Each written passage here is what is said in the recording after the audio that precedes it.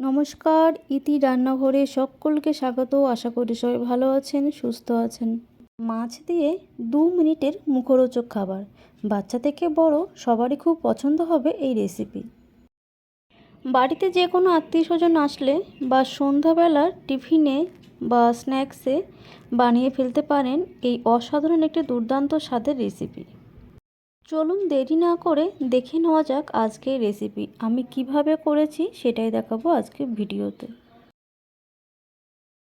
প্রথমে আমি একটি বোলের মধ্যে মাছগুলো নিয়ে নেব। মাছ কিন্তু আমি আগে থেকেই লেবু দিয়ে আর হালকা নুন দিয়ে সিদ্ধ করে নিয়েছিলাম।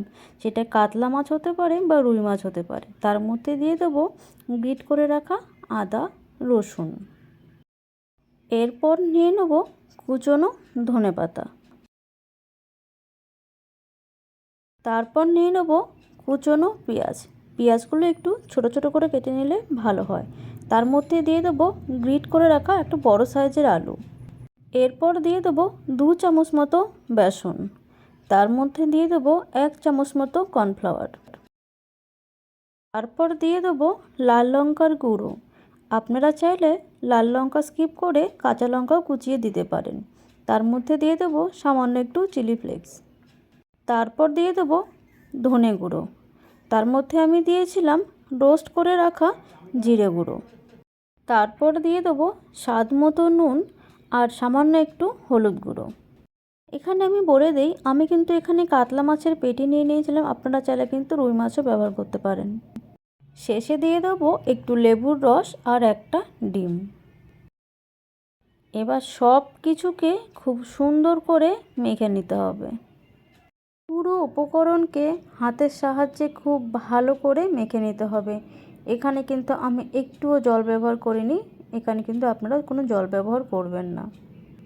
যারা মাছ খেতে পছন্দ করো না তারা কিন্তু এই রেসিপিটা একবার ট্রাই করতে পারো। আশা করি খুব ভালো লাগবে। মেখে নেবার পর আমি 5 মিনিট রেখে দিয়েছিলাম। তারপর একটি ফ্রাইং প্যানে সর্ষের তেল খুব ভালো করে গরম করে নিয়েছি। তারপর আমি ছোট ছোট করে ব্যাটারগুলোকে তেলের মধ্যে ছেড়ে দেবো। খুবই কম সময়ে ঘরোয়া কিছু উপকরণ দিয়ে বানিয়ে ফেলতে পারেন এই রেসিপি। পুরো ফ্রাইং প্যানে মিশ্রণটাকে আমি কিন্তু পকোড়ার মতো শেপ দিয়ে একটা একটা করে দিয়ে দিয়েছি। তারপর কিছুক্ষণ গরম হয়ে যাওয়ার পর আবার কিন্তু একটি খুন্তির সাহায্যে আমি উল্টে পাল্টে দেবো, যেন দুটো পাশ খুব ভালোভাবে ভাজা হয়ে যায়। হিট লো টু মিডিয়ামে রেখে পকোড়াগুলোকে কিন্তু খুব ভালো করে ভেজে নিতে হবে, যেন ভেতরে কাঁচা না থাকে। এইভাবে পুরো মিশ্রণটাকে আমি পকোড়ার মতো করে ভেজে নিয়েছি। তারপর ভাজা হয়ে গেলে তেল ঝরিয়ে তুলে নেব।